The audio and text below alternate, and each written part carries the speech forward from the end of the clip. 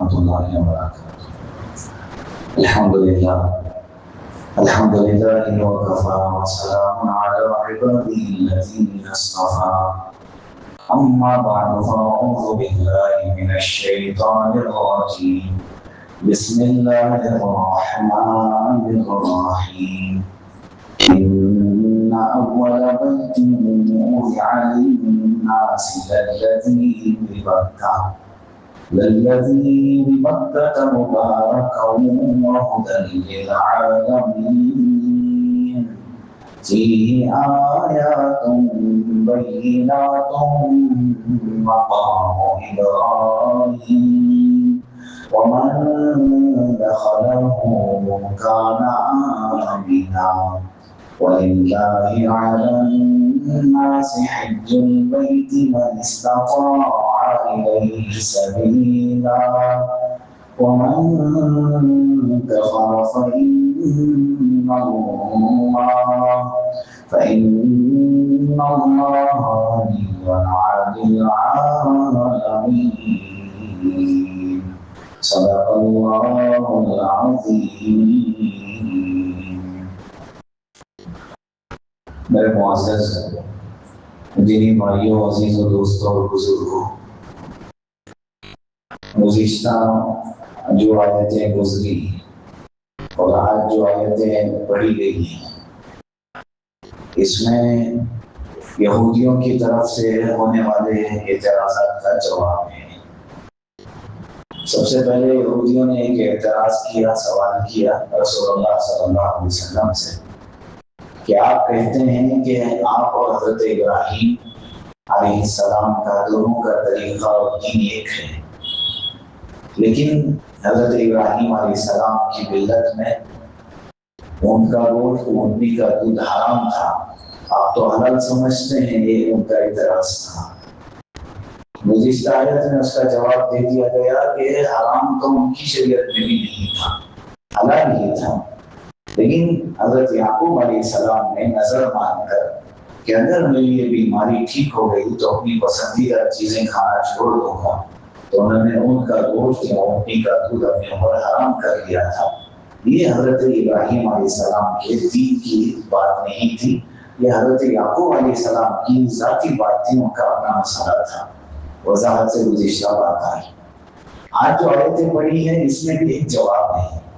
یہودیوں نے پھر اعتراض کیا رسول اللہ صلی اللہ علیہ وسلم پر کہ آپ کہتے ہیں کہ آپ اور حضرت ابراہیم علیہ السلام دونوں کا دین ایک ہے، لیکن قبلہ تو بدلا ہوا ہے، آپ تو بیت اللہ کی طرف رخ کر کے نماز پڑھ رہے ہیں، آپ کا قبلہ تو بیت اللہ ہے، لیکن حضرت ابراہیم علیہ السلام اور ان کے ساری نسل جتنے انبیاء حضرت ابراہیم علیہ السلام کے خاندان میں آئے سب تو بیت المقدس کی طرف رخ کرنے والے تھے، اور حضرت ابراہیم علیہ السلام نے بیت المقدس کو بنایا۔ آپ حضرت ابراہیم کے طریقے سے ہٹ گئے، آپ نے اپنا طریقہ بنا لیا، اور ملک شام میں وہاں سے سفر کر کے ان کی جو ہجرت گاہ ہے اور جو بیت المقدس کی تعمیر ہے یہ حضرت ابراہیم کے ساتھ جڑی ہوئی ہے۔ آپ کا طریقہ اور حضرت ابراہیم علیہ السلام کا طریقہ بالکل الگ الگ ہے، تو پھر آپ کیسے کہتے ہیں کہ آپ اور حضرت ابراہیم دونوں کا دین ایک ہے؟ یہ ان کا اعتراض تھا۔ آج اللہ نے اس کا بھی جواب دے دیا۔ اللہ تعالیٰ نے آج کی جو آیت پڑھی ہے اس میں اللہ پاک نے اس کا جواب دیا۔ اللہ نے یہاں اس آیت میں یہ بتایا کہ ان اول بیت وضع للناس للذی ببکۃ مبارکا، یقیناً وہ مکان جو سب سے پہلے لوگوں کے لیے بنایا گیا، مقرر کیا گیا، وہ جو کہ مکے میں ہے۔ بیت المقدس یہ پہلا مکان نہیں ہے، بیت اللہ یہ سب سے پہلی تعمیر ہے۔ اللہ نے یہاں واضح کر دیا کہ حضرت ابراہیم علیہ السلام بھی بیت اللہ ہی کو اپنا قبلہ مانتے تھے، بیت اللہ ہی کی طرف اپنا رخ کرتے تھے، بلکہ بیت اللہ کی تعمیر بھی اللہ نے ان کے ہاتھوں سے کروائی ہے۔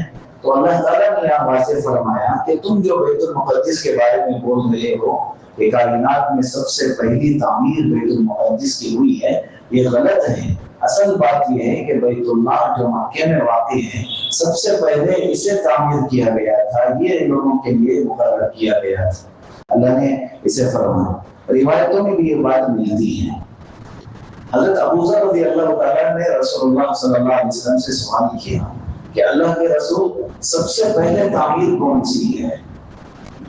سب سے پہلے اللہ کا گھر بیت اللہ سب سے پہلے کس نے کہاں تعمیر ہوئی اور کس نے تعمیر کی؟ اللہ کے رسول صلی اللہ علیہ وسلم نے فرمایا کہ سب سے پہلا جو اللہ کا گھر تعمیر کیا گیا وہ بیت اللہ ہے، اور اس کے معمار جو ہیں وہ حضرت آدم علیہ السلام، اللہ نے ان کے ہاتھ سے تعمیر کروائی۔ پھر فوراً حضرت ابو ذر رضی اللہ تعالیٰ نے ایک سوال کیا کہ رسول اللہ اس کے بعد اللہ کا گھر کہاں تعمیر ہوا؟ پہلا گھر تو یہ ہو گئے، لیکن دوسرا گھر کہاں تعمیر ہوا؟ تو رسول اللہ صلی اللہ علیہ وسلم نے فرمایا دوسرا گھر بیت المقدس ہے، اور اس کے معمار کون ہے؟ اللہ کے رسول نے فرمایا وہ بھی حضرت آدم علیہ السلام ہے۔ تو انہوں نے سوال کیا کہ رسول اللہ ان دو کے درمیان میں کتنے سال کا فاصلہ ہے؟ سب سے پہلے تو بیت اللہ تعمیر ہوا مکہ میں، اس کے بعد جو بیت المقدس تعمیر ہوا ہے، ان دونوں کے درمیان میں کتنے سال کا وقفہ ہے؟ تو رسول اللہ صلی اللہ علیہ وسلم نے فرمایا 40 سال کا وقفہ ہے۔ سب سے پہلے بیت اللہ تعمیر ہوا، اس کے 40 سال کے بعد بیت المقدس کی تعمیر ہوئی ہے، اس کے معمار بھی حضرت آدم علیہ السلام ہے۔ تو اس اعتبار سے بھی جواب ہوا کہ اللہ کے رسول صلی اللہ علیہ وسلم نے واضح فرما دیا کہ سب سے پہلا جو گھر ہے جسے مسلمانوں کی عبادت کے لیے تعمیر کیا گیا ہے وہ بیت اللہ ہے۔ روایتوں سے اور مزید وضاحت ملتی ہے۔ طبرانی کی روایت ہے اللہ تعالیٰ نے حضرت آدم علیہ السلام سے فرمایا کہ اے آدم میں نے تیرے ساتھ ایک گھر بنانے کا ارادہ کیا ہے، میں ایک گھر بنانے والا ہوں۔ اللہ نے جب حضرت آدم علیہ السلام کو دنیا میں بھیجا اور ان کی توبہ قبول فرمائی، اس وقت میں اللہ نے خود حضرت آدم علیہ السلام سے فرمایا کہ آدم میں تیرے ساتھ ایک گھر بنانے والا ہوں۔ پھر اللہ نے فرمایا کہ اس کے قریب جو نماز پڑھنے والا ہے ایسا ہے جیسے میرے عرش کے قریب نماز پڑھنے والا ہے۔ پھر اللہ نے فرمایا کہ آدم اس کا جو طواف کرنے والا ہے ایسا ہے جیسے میرے عرش کا طواف کرنے والا ہے۔ اس روایت سے بھی واضح ہوتا ہے کہ سب سے پہلا جو گھر دنیا میں اللہ کی عبادت کے لیے جو مقرر کیا گیا وہ بیت اللہ ہے، اللہ کا گھر ہے۔ حضرت آدم علیہ السلام کے زمانے سے ہے، حضرت ابراہیم علیہ السلام نے بھی اس کی تعمیر فرمائی، مستقل اس کی تاریخ ہے۔ سب سے پہلی تعمیر کس نے کی؟ بعض علماء نے لکھا فرشتوں سے تعمیر ہوئی، پھر اس کی تعمیر حضرت آدم علیہ السلام سے ہوئی، پھر حضرت نوح علیہ السلام کے زمانے میں جو طوفان آیا اس سے اس کے نشانات مل گئے تھے، اللہ نے دوبارہ حضرت ابراہیم علیہ السلام سے وہ تھامی۔ اس طرح ترتیب ہوا، تعمیر ہوتے ہوتے کئی مرتبہ تعمیر ہوتے بیت اللہ کی تعمیر رسول اللہ صلی اللہ علیہ وسلم کے زمانے میں بھی ہوئی۔ اور اس وقت میں اللہ کے رسول صلی اللہ علیہ وسلم کی اعلان نبوت سے پہلے تعمیر ہوئی، مکے کے جو لوگ تھے انہوں نے تعمیر کی، لیکن اس کی تھوڑی سی ترتیب بدل گئی۔ جو حتیم کا آج حصہ ہے یہ بیت اللہ کے اندر کا حصہ تھا، اور اس کا جو دروازہ یہ بالکل زمین کے برابر تھا، ہر کوئی آ جا سکتا تھا، اور اس کے دو دروازے تھے، ایک دروازہ داخل ہونے کا، ایک باہر نکلنے کا۔ لیکن اس زمانے کے جن لوگوں نے تعمیر کی، مکے کے لوگوں نے اس کی تعمیر میں تھوڑی سی تبدیلی کر دی، حتیم کا حصہ انہوں نے باہر چھوڑ دی۔ اس کی وجہ بھی لکھتے ہیں خرچ کی وجہ سے انہوں نے باہر چھوڑا تھا، اور دروازے کو اوپر کے حصے میں کر دیا، نیچے سے ہٹا کے اوپر کے حصے میں دروازہ ڈال دیا، اس ارادے سے کہ ہر کوئی اس میں داخل نہ ہو سکے، جس کو داخل ہونا ہوگا وہ ہماری اجازت کے ساتھ داخل ہوگا، اس لیے انہوں نے اس طرح کر دیا۔ اللہ کے رسول صلی اللہ علیہ وسلم نے پھر ارادہ ظاہر فرمایا کہ اگر میں دوبارہ تعمیر کروں گا تو پھر اسی ترتیب پر بنا دوں گا جیسے حضرت ابراہیم علیہ السلام نے تعمیر کی، لیکن رسول اللہ صلی اللہ علیہ وسلم دنیا سے رخصت ہو گئے۔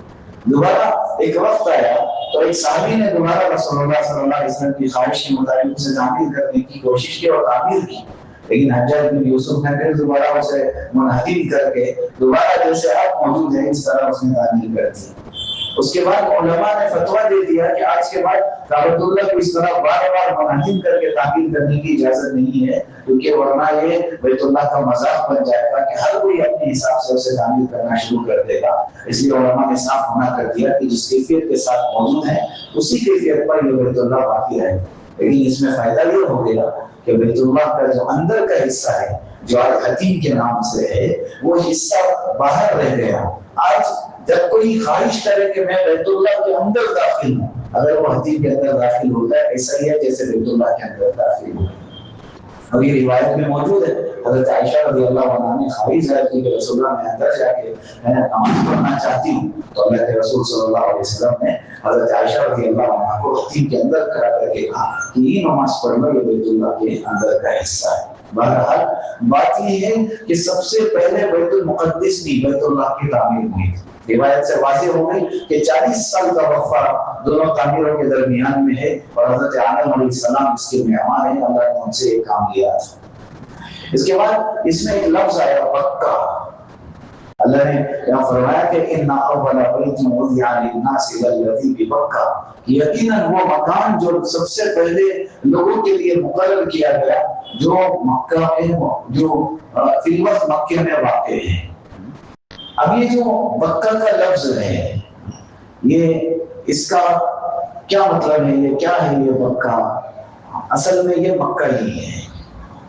مکہ کا لفظ استعمال کرنے کی حکمت میں اللہ کے مفسرین نے لکھا ہے کہ پچھلی کتابوں میں مکے کا نام مکہ تھا، اس لیے اللہ نے واضح کرنے کے لیے کہ بیت اللہ مکہ میں ہے، یہ بات واضح کرنے کے لیے کہ اس کی عظمت کو بتانے کے لیے کہ جس مکے کے بارے میں تمہارا شبہ ہے کہ یہ جنگل و بیابان ہے، وہاں جا کے تم نے اپنا قلعہ بنا لیا، یہ اتنی عظمت والی جگہ ہے، سب سے پہلا گھر ہی وہاں تعمیر ہوا ہے. علماء لکھتے ہیں کہ یہ پوری دنیا میں سب سے پہلا جو مکان ہے درمیان میں جو ایک بلبلہ سا جو اٹھتا ہے وہ بیت اللہ کی جگہ ہے، پھر وہاں سے پوری دنیا کا نشو و نما ہوا ہے، وہاں سے پوری دنیا پھیلی ہے. تو اللہ نے یہ واضح کر دیا مکہ اور مکہ اس کے معنی کیا ہے. حضرت مفسرین نے لکھا کہ مکے کا معنی ہے اکٹھا ہونے کی جگہ، اور مکہ کا جو لفظ ہے اس کا معنی بھی اکٹھا ہونے کی جگہ. اور مکے کے لیے اور بھی معنی آتے ہیں، اس کے اور بھی نام ملتے ہیں. ام القرا اس کا ایک نام ہے، بلد امین مکہ کا ایک نام ہے، اور بلدۃ طیبہ یہ بھی مکہ کا ایک نام ہے، بلد معمون یہ بھی مکے کا ایک نام ہے. اس طرح کئی نام ہیں، مکہ بھی ایک نام ہے، مکہ بھی ایک نام ہے. تو اللہ تعالیٰ نے مکہ کے بجائے یہاں مکہ کا لفظ استعمال فرمایا. اور آگے اللہ نے یہ بھی فرمایا کہ بیتی وضع للناس الذی ببکہ، یہ جو مکے کے لفظ ہے اس کی وضاحت میں بیتین کا جو لفظ آیا ہے اللہ کا گھر، یہ کوئی معمولی گھر نہیں ہے جس گھر کا اس آیت میں ذکر ہے. مسجد حرام بیت اللہ کا جو ذکر ہے وہ کوئی معمولی گھر نہیں ہے. مختصر یہ ہے کہ اللہ کی روزانہ 120 رحمتیں اس گھر پہ اترتی ہیں. اس گھر میں جو بیٹھ کر اس گھر کو دیکھ رہا ہے اس پر بھی اللہ کی رحمتیں اترتی ہیں، جو اس گھر میں وہاں طواف کر رہا ہے اس پر بھی اللہ کی رحمتیں اتر رہی ہیں، جو وہاں نماز پڑھتا ہے اس پر بھی اللہ کی رحمتیں اترتی ہیں، جو وہاں قرآن پڑھ رہا ہے ذکر کر رہا ہے، بہرحال جو چپ کے بیٹھا ہوا ہے وہ بھی اللہ کی رحمت سے اس گھر میں محروم نہیں ہوتا. جو بیتین کا لفظ ہے اللہ کا گھر، وہ ایسا گھر ہے وہاں 120 رحمتیں اللہ کی روزانہ اترتی ہیں. اب اللہ نے آگے فرمایا مبارک بڑی برکت کی جگہ ہے، اس جگہ کو اللہ تعالیٰ نے بڑی برکت کی جگہ بنائی. آگے مبارکت کے لفظ کو سمجھنا ہے کہ برکت سے کیا برکت مراد ہے. ایک تو ظاہری برکت ہے، ایک باطنی برکت ہے. ظاہری برکت کیا ہے ہم غور کر سکتے ہیں کہ کوئی چیز وہاں پیدا نہیں ہوتی لیکن ہر چیز وہاں ملتی ہے. وہاں پیداوار نہیں ہے، نہ اناج کی نہ پھل کی، کسی بھی چیز کی وہاں پیداوار نہیں ہے، لیکن ہر موسم کا پھل ہر موسم میں وہاں ملتا ہے. یہ حضرت ابراہیم علیہ السلام کی بھی دعا تھی جب انہوں نے اپنی بیوی اور بچے کو وہاں چھوڑا تھا تو اللہ سے دعا کیا تھا اور دکھوں میں السماوات، اللہ میری اولاد کو اور پھلوں کے ذریعے سے روزی نصیب فرما. تو اس دعا کی برکت یہ ہے کہ اس وقت سے لے کے آج تک بلکہ آخر زمانے تک بھی وہاں ہر موسم کا پھل ملے گا. جو موسم کا پھل ہمیں یہاں ملتا ہے غیر موسم میں وہ نہیں ملتا، لیکن وہاں ہر موسم میں پھل ملتا ہے، دستیاب ہوتا ہے، اور اول درجے کا پھل وہاں دستیاب ہوتا ہے. یہ ظاہری برکت ہے. باطنی برکت یہ ہے کہ اس میں ثواب کے اعتبار سے جو باطنی برکت لکھا ہے کہ ایک انسان اپنے گھر میں فرض نماز پڑھتا ہے، ایک نماز کا ثواب ہے. وہی انسان اپنی محلے کی مسجد میں آ کے نماز پڑھتا ہے، 25 سے 27 درجے اس کی نماز کا ثواب ملتا ہے. اور وہی انسان اپنے بستی کے جامع مسجد میں جا کے نماز پڑھتا ہے تو پھر اسے 500 نمازوں کا ثواب مل جاتا ہے. پھر وہی انسان سفر کر کے بیت المقدس میں جا کے نماز پڑھتا ہے, اسے 1000 یا 25,000 نمازوں کا ثواب ملتا ہے.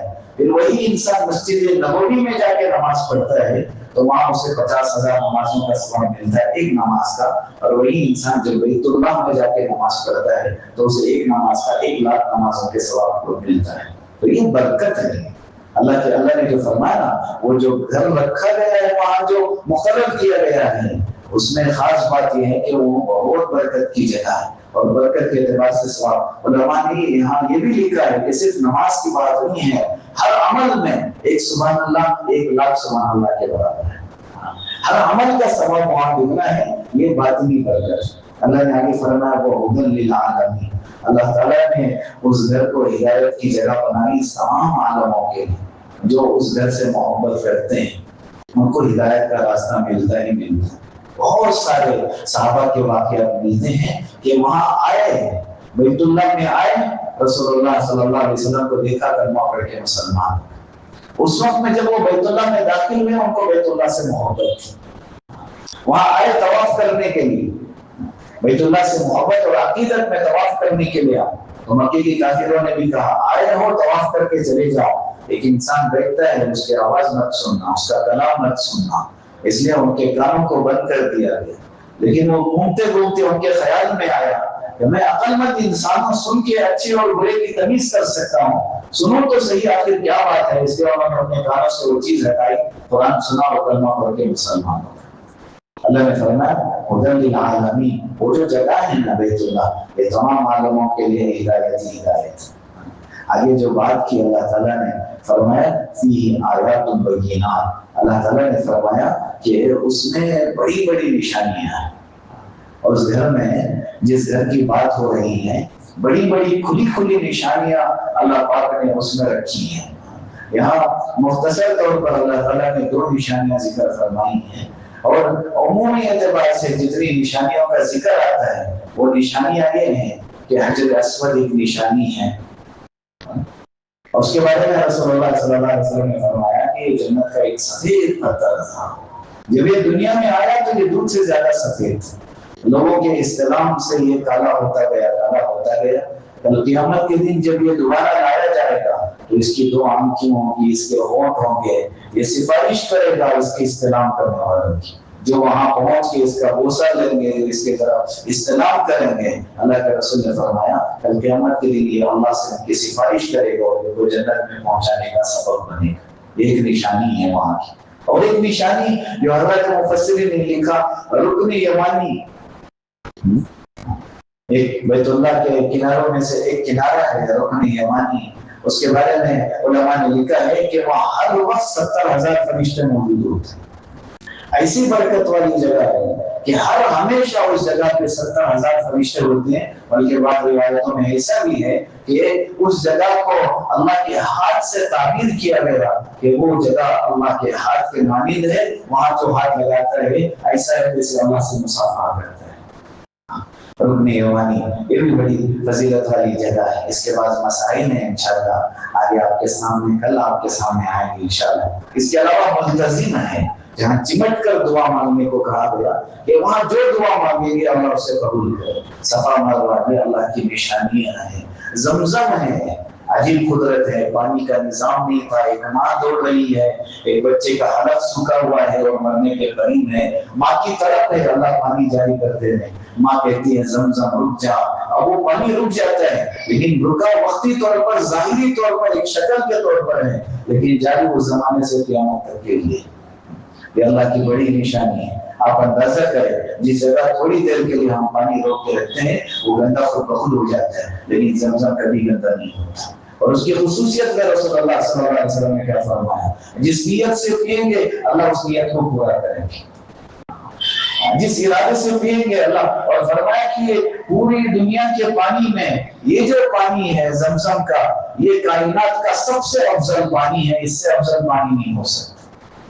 یہ بھی وہاں کی ایک نشانی. اللہ نے فرمایا فی آیات بینات, بڑی واضح واضح نشانیاں ہیں, کھلی ہوئی نشانیاں وہاں موجود ہیں. لیکن اللہ نے ایک نشانی کا ذکر فرمایا, مقام ابراہیم, وہاں مقام ابراہیم ہے.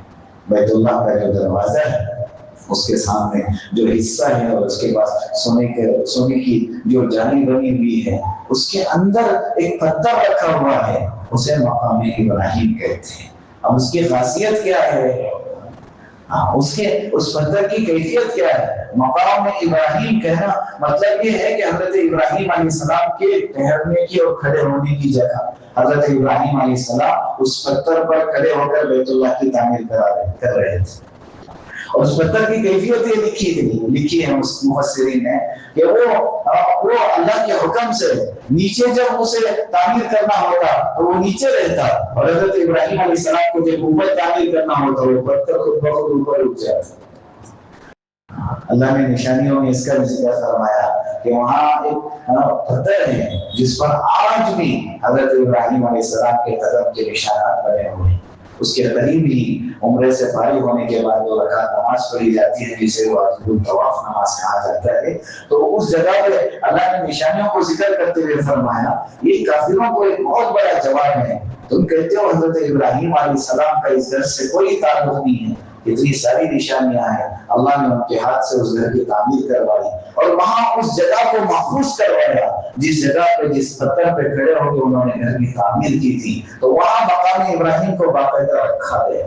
اور آگے فرمایا وَمَنْ دَخَلَهُ كَانَ آمِنًا، اور جو بھی اس گھر میں داخل ہوگا وہ امن والا ہو جائے گا، جو بھی اس گھر میں داخل ہو جائے گا اسے امن مل جائے گا۔ اس کے بھی 2 مطلب ہیں، ایک ظاہری مطلب ہے، ایک باطنی مطلب۔ ظاہری مطلب یہ ہے کہ جو داخل ہو رہا ہے، جو وہاں داخل ہوگا، اب وہ امن کس اعتبار سے؟ کچھ غلطی کر کے داخل ہو، مثال کے طور پر وہ قتل کر کے اسے اگر وہ باہر ہے تو قتل کر دیا جائے گا قصاص میں، اب وہ مکے میں بیت اللہ میں داخل ہو گیا تو اسے فوراً وہاں قتل نہیں کیا جائے گا۔ ایک انسان ہے چوری کر کے مکے میں بیت اللہ میں داخل ہو گیا، چور کی سزا تھی ہاتھ کاٹنا، اب اسے بیت اللہ کے اندر ہاتھ نہیں کاٹے جائیں گے۔ ایسے ہی کوئی بھی گناہ جس پر حد جاری ہونی تھی، اب وہ بیت اللہ کے اندر داخل ہو گیا ہے تو اسے اسی جگہ پہ سزا نہیں دی جائے گی۔ اب کریں گے کیا؟ گناہ تو اس نے کیا ہے، سزا تو اسے دنیا کے اعتبار سے دینے بھی پڑے گی، ہے شریعت حدود ہے، اللہ کا قانون ہے، تو اب کریں گے کیا؟ اس انسان کو ایسا مجبور کریں گے کہ وہ وہاں سے باہر نکلے، پھر اسے سزا دی جائے گی، لیکن وہاں ہوتے ہوئے اسے سزا نہیں دی جائے گی۔ یہ اس کی حفاظت ہے، یہ ظاہری معنی ہے، یہ محفوظ ہے۔ وہ وہاں ہوتے ہوئے اسے جو قصاص سے روکا جا رہا ہے، اسے جو وہ امن دیا جا رہا ہے، اللہ نے فرمایا وَمَنْ دَخَلَهُ كَانَ آمِنًا، جو اس گھر میں داخل ہو جاتا ہے وہ امن والا ہو جاتا ہے۔ ایک اس کا ظاہری معنی ہے، لیکن باطنی معنی جو ہے وہ 2 جگہوں کے بارے میں یہ بتایا کہ ایک یہ مکہ ہے، بیت اللہ ہے، دوسرا مسجد نبوی رسول اللہ صلی اللہ علیہ وسلم کا شہر ہے۔ ان 2 جگہوں کے بارے میں بتایا کہ جو محبت کے ساتھ سفر کرے ان 2 جگہوں کا اور وہاں جا کے وہ فوت ہو جائے وہ جہنم کے عذاب سے امن میں آ جائے گا اور جہنم کے عذاب سے محفوظ رہے گا۔ اسی لیے رسول اللہ صلی اللہ علیہ وسلم نے ایک روایت میں فرمایا کہ جو اپنی زندگی مدینے میں گزار کے ہو کہاں اسی جگہ پہ اس کا انتقال ہو سکتا ہے، اسی جگہ پہ ٹھہر سکتا ہے، اسے چاہیے کہ وہ اس جگہ پہ ٹھہر جائے، وہاں سے نہ نکلے، کیونکہ جو مدینے میں مرتا ہے اس پر میری شفاعت واجب ہوتی ہے۔ اس لیے ایک اللہ والے امام مالک رحمۃ اللہ علیہ غالباً ان کے بارے میں لکھا ہے کہ وہ مدینے میں درس کیا کرتے تھے، پوری زندگی میں ایک ہی مرتبہ حج فرض ادا کرنے کے لیے مدینے سے باہر نکلے، باقی کبھی نہیں نکلے۔ کیسے حالانکہ قریب ہے، دوسرے لوگوں کی مناسبت میں شاگردوں نے پوچھا حضرت آپ کبھی مدینے سے باہر نہیں نکلتے؟ تو انہوں نے یہی کہا تھا کہ میرے آقا نے فرمایا ہے کہ جو یہاں رہ کے جس کی زندگی یہاں ختم ہو سکتی ہے وہ اس جگہ پہ اپنا قیام کر لے، مجھے ڈر اس بات کا ہے کہ میں مدینے سے باہر نکل کے کبھی مرنا ہوں۔ یہ ظاہری، یہ اس کا باطنی معنی ہے کہ اللہ اسے محفوظ کر لیں گے، وہ امن میں آ جاتا ہے۔ اللہ نے اس آیت میں جو نشانیاں بیان فرمائی وَمَنْ دَخَلَهُ كَانَ آمِنًا، جو اس میں داخل ہو جاتا ہے وہ امن والا ہو جاتا ہے۔ یہ بعض نشانیاں تھیں کعبے کے سلسلے میں۔ رسول اللہ صلی اللہ علیہ وسلم کی ایک روایت ذہن میں آتی ہے، اللہ کے رسول صلی اللہ علیہ وسلم نے قیامت کے قریب کے حالات میں یہ بات بتائی کہ کعبہ ہے تو دنیا قائم ہے، رسول اللہ نے وضاحت کرتے ہوئے اللہ کے رسول نے صاف یہ بات بتائی کہ قیامت کے قریب ایک شخص آئے گا اور وہ حبشہ کا رہنے والا ہوگا. اللہ کے رسول نے فرمایا وہ حبشی ہوگا اور بادشاہ ہوگا. اس وقت میں اس کا عہدہ یہ ہوگا کہ وہ بادشاہ ہوگا. پھر اللہ کے رسول نے اس کے خط کے بارے میں بتایا کہ اس کا خط چھوٹا ہوگا, وہ کم خط والا ہوگا, اس کا رنگ کالا ہوگا, اور اللہ کے رسول نے فرمایا اس کی پنڈلیاں موٹی ہوں گی, اور اللہ کے رسول نے فرمایا کہ اس کا دل بہت سخت ہوگا. پھر رسول اللہ صلی اللہ علیہ وسلم نے فرمایا یہ وہ بدبخت ہوگا جو اللہ کے گھر کو ڈھا دے گا, جو بیت اللہ کو ڈھا دے گا. پھر رسول اللہ صلی اللہ علیہ وسلم نے فرمایا اس کے بعد بہت کم دن دنیا قائم رہے گی, قیامت آ جائے گی. اس سے پتہ چلتا ہے کہ اس دنیا کا قیام بیت اللہ سے. میرے بھائیوں, اگر ہماری طاقت ہے, اگر ہم کسی بھی درجے سے کوشش کر کے وہاں پہنچ سکتے ہیں, ہمیں کرنی چاہیے. بہت سارے لوگ گزر رہا ہوتے, رسول اللہ نے ناراضگی کا اظہار فرمایا, اللہ کے رسول نے غصے کا اظہار فرمایا جو پہنچ سکتا ہے اور نہیں پہنچ رہا ہے, جو حج کر سکتا ہے لیکن نہیں کر رہا ہے. نبی نے فرمایا مجھے فرق نہیں پڑتا وہ یہودی ہو کر یا نصرانی ہو کر, مجھے نہیں فرق پڑتا. اللہ کے رسول کی یہ بات غصے سے ہے. اللہ کے رسول نے اس انسان سے ناراضگی ظاہر فرمائی جو حج کرنے کی طاقت رکھنے کے باوجود بھی حج نہیں کرتا, لیکن لوگ عذر کرتے ہیں. لوگ معمولی بہانے سے کہتے زندگی بدلنا پڑے گا, آخر میں جب آخری وقت ہوگا بوڑھے ہو جائیں گے, حج کر کے مر جائیں گے, اور کمزوری کی وجہ سے صحیح معنوں میں حج بھی نہیں کر پاتے, پورے طریقے سے حج کے ارکان ادا نہیں کر پاتے. اس لیے بہت سارے ادا کر کے کرنے سے پہلے دنیا سے چلے جاتے. اللہ نے اس گھر کی بہت خاصیتیں خصوصیتیں ذکر فرمائی. یہاں اس آیت کا ذکر اس وجہ سے ہے, یہودیوں نے رسول اللہ سے سوال کیا تھا کہ آپ اور حضرت ابراہیم میں دونوں میں ایک ملت کیسے ہو سکتے ہیں. حضرت ابراہیم کا قبلہ الگ تھا, انہوں نے الگ چیز تعمیر کی تھی. اللہ نے واضح فرمایا نہیں, جس کے بارے میں انکار کر رہے ہو وہاں حضرت ابراہیم کی بہت ساری یادیں جڑی ہوئی ہیں. یہ صفا مروا, یہ زمزم کا پانی, یہ مقام ابراہیم, یہ بیت اللہ کی تعمیر, یہ ساری چیزیں حضرت ابراہیم علیہ السلام نے تعمیر کی تھی. اور خود حضرت ابراہیم علیہ السلام بیت اللہ کی طرف رخ کر کے نماز پڑھتے تھے. جہاں تک مسئلہ حضرت یعقوب علیہ السلام اور ان کی اولاد کا, انہوں نے رخ کیا تھا یہ بیت المقدس کی طرف, اور رسول اللہ صلی اللہ علیہ وسلم اور صحابہ نے بھی بیت المقدس کی طرف 17 مہینے تک رخ کر کے نماز پڑھی. لیکن اللہ کے رسول کی خواہش تھی کہ رسول اللہ بیت اللہ کی طرف رخ کر کے نماز پڑھے. اللہ نے نماز کی حالت میں آیت اتاری, نبی جی جس حالت میں ہیں اسی حالت میں بیت اللہ کی طرف رخ کر کے نماز پڑھے. اللہ کے رسول نے فوراً اپنا قبلہ بدلا اور بیت اللہ کی طرف رخ کر کے نماز پڑھنے لگے. یہودیوں کو یہ بھی غصہ ہے اللہ کے رسول صلی اللہ علیہ وسلم پر کہ انہوں نے ہمارے قبلے کو چھوڑ دیا اور اپنا قبلہ بنا لیا. لیکن اصل یہی قبلہ تھا, اسی کو اللہ تعالیٰ نے سب سے پہلے عبادت کے لیے مقرر کیا تھا, اسی کی طرف رخ کرنا حق بنتا تھا, اور رسول اللہ کی خواہش بھی تھی تو اللہ تعالیٰ نے اسے قبلہ بنایا. اب یہ جو قبلہ ہے اس اعتبار سے بھی قبلہ ہے کہ تمام مسلمانوں کی اجتماعیت وہاں جا کے ایک ہو جاتی ہے. سب مسلمان یہی کہتے ہیں بیت اللہ ہمارا قبلہ ہے, سب مسلمانوں کا قبلہ وہاں جا کے ایک ہو جاتا ہے, سارے مسلمانوں کی اجتماعیت وہاں جا کے ایک بن جاتی ہے. اور جب نماز پڑھنے کے لیے کھڑے ہوتے ہیں سارے مسلمانوں کا رخ قبلے کی طرف ہوتا ہے, یہاں کے مسلمانوں کی اجتماعیت ہو جاتی ہے. بہرحال اس آیت کی مزید وضاحت باقی ہے, وقت ختم ہو رہا ہے. آیت کی مناسبت سے 2-3 باتیں جو آپ کے سامنے رکھنی ہیں وہ یہ ہے کہ سب سے پہلے جتنے ساتھی بیٹھے ہیں جو گئے ہیں وہ اس بات کا ارادہ کریں کہ بار بار اللہ کے گھر میں جائیں. اور جو نہیں گئے ہیں طرف کر اللہ سے مانگے کہ اللہ ان آنکھوں کو ابھی تک وہ گھر نصیب نہیں ہوا, ہمیں وہ گھر نصیب فرما. اللہ بہت زمانہ ہے کہ جس میں ہم نے نماز پڑھنا شروع کیا اور ارادہ کیا کہ قبلے کی طرف رخ کر کے نماز پڑھتے ہیں, لیکن آج تک بیت اللہ کے سامنے کھڑے ہو کے نماز پڑھنے کا موقع نہیں ہوا. اللہ ہماری زندگی میں بھی وہ وقت آئے جب ہم بیت اللہ کے سامنے کھڑے ہو اور کہیں کہ اللہ اسی قبلے کی طرف آپ نے کہا کہ جو یہاں کھڑے ہو کے نماز پڑھے گا ایسا ہے جیسے میرے آج کے قریب کھڑے ہو کے نماز پڑھنے والا ہے. اللہ آپ نے کہا کہ جو اس کا طواف کرتا ہے ایسا ہے جیسے میرے عرش کا طواف کر رہا ہے. اللہ ہمیں وہ سعادت نصیب فرما دے کہ ہم بیت اللہ کے سامنے کھڑے ہو کے آپ کی عبادت کریں. اور جب رسول اللہ کے روزے پر حاضری کا وقت آئے تو اللہ سے کہے کہ اللہ ایک وقت ایک زمانہ ایسا گزر گیا نماز میں بھی پڑھا کرتے تھے اللہم صلی علی محمد، اللہ نبی پہ ہمارا سلام بھیج دیجیے، لیکن موقع ایسا نہیں تھا، ہمیشہ درمیان میں ایک واسطے کی ضرورت پڑتی تھی کہ فرشتے اور ہمارا سلام پیش کرے۔ ایک وقت وہ بھی آئے کہ سیدھے رسول اللہ کے سامنے کھڑے رہے، اللہ کے رسول کے روزے کے سامنے کھڑے ہو کے دل سے کہہ کے رسول اللہ نے توفیق دی تو آپ کے سامنے کھڑے ہیں، اور یقین کے ساتھ کیونکہ آپ نے بتایا ہے جو میرے روزے کے پاس کھڑے ہو کے مجھے سلام کرتے ہیں میں جواب دیتا ہوں۔ اللہ کے رسول کو یقین کے ساتھ کہ آپ میرے سلام کا جواب دیں گے، کسی واسطے کے بغیر بھی میں آپ کے سامنے کھڑے ہو کے آپ پر درود پڑھتا ہوں۔ اس لیے جو ساتھی نہیں گئے ہیں وہ ارادہ کر کے رو رو کے اللہ سے مانگے، اللہ وہاں پہنچا دے۔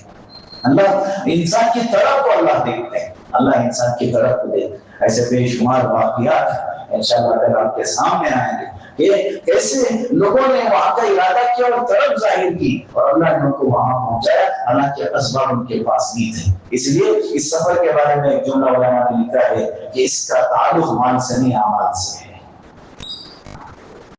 اس کا تعلق مال سے نہیں ہے اعمال سے ہے۔ اس لیے وہاں کا ارادہ کرے، جو گئے ہیں وہ بار بار جانے کا ارادہ کریں، اور جو نہیں گئے ہیں وہ کوشش کرے، ارادے کرے، دعائیں کرے، مانگے اللہ سے کہ اللہ ہمیں وہاں کی حاضری نصیب فرما دے۔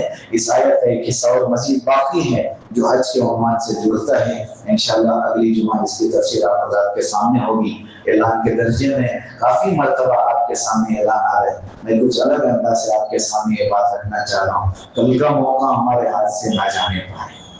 بعض اللہ والے ایسے گزرے ہیں دنیا میں کہ حج کے دنوں میں اگر حج میں نہیں ہوتے، اپنے مقام میں ہوتے تو روتے ہوئے روزانہ ان دنوں میں اپنے آپ کو یہ کہتے تھے کہ آج حاجی سارے آج مینا میں ہیں، آج عرفہ میں ہیں، آج مزدلفہ میں ہیں، آج عرفہ میں ہیں، آج قربانی کر رہے ہیں، آج اپنے بال صاف کر رہے ہیں، روتے روتے اللہ کو سناتے کہ اللہ اس سال تو خیر ہم یہاں ہیں لیکن اگلے سال ہم وہاں پہنچے۔ یہ قبولیت کی علامت ہوگی۔ بہت سارے اللہ والے ایسے گزرے ہیں، اپنی جگہ میں بیٹھے بیٹھے حج کے ایام جیسے ہی آتے ہیں بے ساختہ غیر محسوس طریقے سے زبان پہ لفظ جاری ہو جاتے تھے، لبیک اللہم لبیک لبیک لا شریک لک لبیک ان الحمد والنعمت لک والملک لا شریک لک۔ یہ طرف ہونی چاہیے ہر ایمان والے میں۔ دوسری بات جو علماء نے لکھا ہے کہ جو حج کو جانے والے ہیں جب وہ جا رہے ہیں اور ہم اس سال نہیں جا رہے ہیں ان کو بڑی محبت سے اور رشک سے دیکھیں، کتنے قابل رشک لوگ ہیں، یہ اللہ کے عشق کا سفر کر رہے ہیں، اللہ کے خاطر اپنے گھروں سے نکل رہے ہیں، ایسے نکل رہے جیسے اللہ چاہتی۔ اللہ نے کہا 2 چادروں میں آؤ تو 2 چادروں میں آ رہے، ایسے آ رہے کہ سر پہ نہ تیل لگا رہے نہ کنگھی کر رہے، پاگل بن کے اور چیختے ہوئے جانے لگے، کوئی اللہ آپ نے بلایا تو ہم آ رہے ہیں، اللہ آپ نے بلایا تو ہم چلے آئے ہیں۔ یہ ایسے محبتوں والے ہیں کہ اب اللہ کے گھر کے قریب جانے والے ہیں تو ان کو رشک کی نگاہوں سے دیکھیں۔ یہ رشک جو ہے، یہ جو محبت ہے، یہ ہمیں ہماری طرف اللہ کو رحم آئے گا، اللہ ہمیں بھی وہاں کے سفر کا اللہ ہمیں بھی راستہ بنائے گا۔ اس لیے میرے بھائیوں بہت آسان ہے اس کیفیت کو محسوس کرنا۔ ہماری اس مسجد میں کل جو نظام بنایا گیا ہے، ساتھیوں سے درخواست ہے، حاجی تو آئیں گے ہی، اپنے متعلقین حاجیوں کو لانا ہی ہے، لیکن خود بھی آئیں، محسوس تو کریں۔ ماشاءاللہ کافی محنتوں کے بعد کل جب آپ اوپر کا حصہ دیکھیں گے آپ کا دل باغ باغ ہو جائے گا۔ بیت اللہ کا ایک نمونہ بنایا گیا ہے، حتیم کا ایک نمونہ بنایا گیا ہے، وہاں جمرات کا ایک نمونہ بنایا گیا ہے، صفا مروہ کا ایک نمونہ بنایا گیا ہے، وقوف عرفہ کا ایک نمونہ بنایا گیا ہے، مینا، مزدلفہ، عرفہ، ساری چیزوں کا ایک نمونہ بنایا گیا ہے۔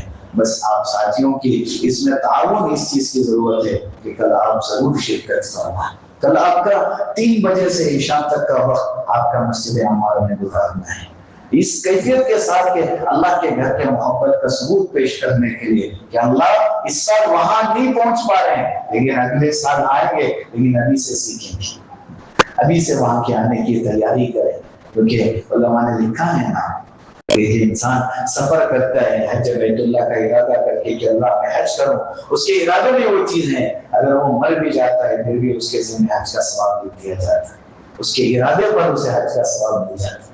اس لیے میرے بھائیوں کل آپ تمام بھائیوں سے درخواست ہے کہ ضرور یہاں پہنچیں، اور اس میں خاص چیز جو ہیں وہ گھر کی عورتوں کو جو حاجی ہیں جو حج پہ جانے والے ہیں ان کے لیے بھی باقاعدہ قریب میں ایک مکان میں نظام بنایا گیا ہے، وہاں ان کو پہنچائے، کیونکہ حج کو جانا یہ بہت اونچا عمل ہے اور صحیح طریقے سے حج کر کے واپس آنا یہ اس سے بھی اونچا عمل ہے، یہ اس سے بھی اونچا عمل ہے۔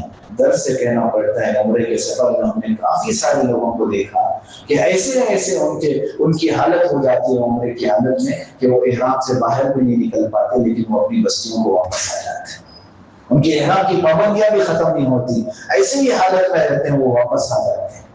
کسی کے صفا مروہ کی صحیح پوری نہیں ہوتی، کوئی عمرے کے طریقے کو مکمل طریقے سے نہیں جانتا، ایسی خاص طور پہ حج میں یہ چیز زیادہ تر پیش آتی ہے۔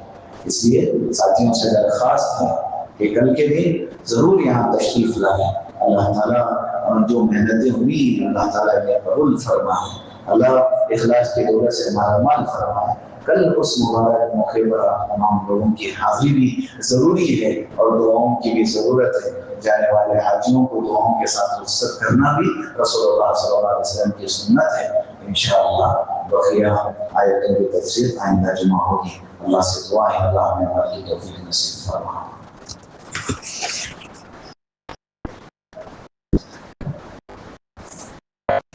الحمدللہ رب العالمین، اللهم صل على سيدنا شفيعنا حبيبنا مولانا محمد وبارك وسلم۔ اللهم ارزقنا حجا مبرورا، اللهم ارزقنا حجا مبرورا، اللهم ارزقنا حجا مبرورا، اللهم ارزقنا حجا مبرورا، اللهم ارزقنا حجا مبرورا۔ ربنا ظلمنا انفسنا وان لم تغفر لنا وترحمنا لنكونن من الخاسرين۔ اللہ ہم بڑے گناہ گار ہیں، خطا کار ہیں، مجرم و سیاہ کار ہیں، آپ کے علاوہ ہمیں کون معاف کرے گا؟ اللہ ہمیں معاف فرما دے، اللہ ہمیں معاف فرما دے، اللہ ہمیں معاف فرما دے۔ اللہ جن آیتوں کی تفسیر آج ہم نے پڑھی اس میں آپ نے اپنے گھر کی عظمتیں بیان فرمائی۔ اللہ یہ وہ گھر ہے جس گھر سے ہر ایمان والا محبت کرتا ہے، جس گھر سے ہر ایمان والے کو اللہ وہاں پہنچنے کی خواہش ہوتی ہے۔ اللہ ہم تمام کو وہاں کی حاضری میسر فرما۔ اللہ ہم اتنا گناہوں میں ڈوبے ہوئے ہیں، آج تک ہمیں وہاں پہنچنے کا موقع نہیں ہوا۔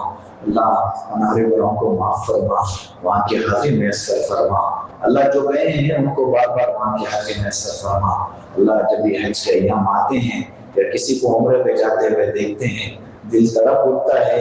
اللہ اسباب ہمارے پاس نہیں ہے لیکن آپ اسباب کے محتاج نہیں ہیں، اللہ آپ اسباب کے محتاج نہیں ہیں۔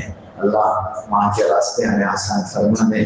اللہ بہت زمانہ ہو گیا قبلے کی طرف رخ کر کے نماز پڑھ رہے ہیں، ہماری زندگی کی وہ نماز بھی ہو جب بیت اللہ کے سامنے کھڑے ہو کے ہمیں نماز پڑھنے کی سعادت ہو۔ وہ زمانہ ہو گیا ہمیں نبی سے محبت ہے، اللہ ہم رسول اللہ سے سچی محبت کرتے ہیں لیکن رسول اللہ کے روضے کے پاس کھڑے ہو کے محبتوں کے ساتھ درود پڑھنے کا موقع نہیں ہوا۔ اللہ بار بار ان مقدس جگہوں کی حاضری ہمیں نصیب فرما۔ اللہ جو گئے ہیں ان کے جو جانے والے ہیں اللہ ان کے حج کو قبول فرما۔ کل جو کارروائی ہونے والی ہے اللہ اسے قبول فرما۔ اللہ امت کے جتنے بھی افراد بیمار ہیں ہر ایک کو صحت نصیب فرما، خصوصاً ہمارے والدین کو، ہمارے اولاد کو، اللہ ہمارے رشتہ داروں کو، یہاں بیٹھے ہوئے بھائیوں کو صحت نصیب فرما۔ اللہ جو قرض میں ڈوبے ہوئے ہیں قرض کے ادائیگی کی شکل صورت پیدا فرما، جو قیدوں میں بند ہیں رہائی کے فیصلے فرما۔ اللہ جتنی بہنیں بے نکاح ہیں نکاحوں کے نظم فرما، جتنے بھی اولاد ہیں نیک صالح اولاد نصیب فرما، جو صاحب اولاد ہیں اپنے بچوں کی صحیح تربیت کرنے کی توفیق نصیب فرما۔ اللہ امت کے تمام مرحومین کی مغفرت فرما، خصوصاً جن کے والدین یا ان میں سے کوئی ہے دنیا سے رخصت ہو گئے اللہ ان کی مغفرت فرما۔ اللہ ہماری ضرورتیں آپ ہم سے بہتر جانتے ہیں، ہماری دنیاوی اخروی ضرورتوں کو اپنے خزانے غیب سے پوری فرما، ہماری دعاؤں کو اپنے فضل سے محمد رسول اللہ صلی اللہ علیہ وسلم کے صدقے سے قبول فرما۔ جزا اللہ عنا محمد صلی اللہ علیہ وسلم۔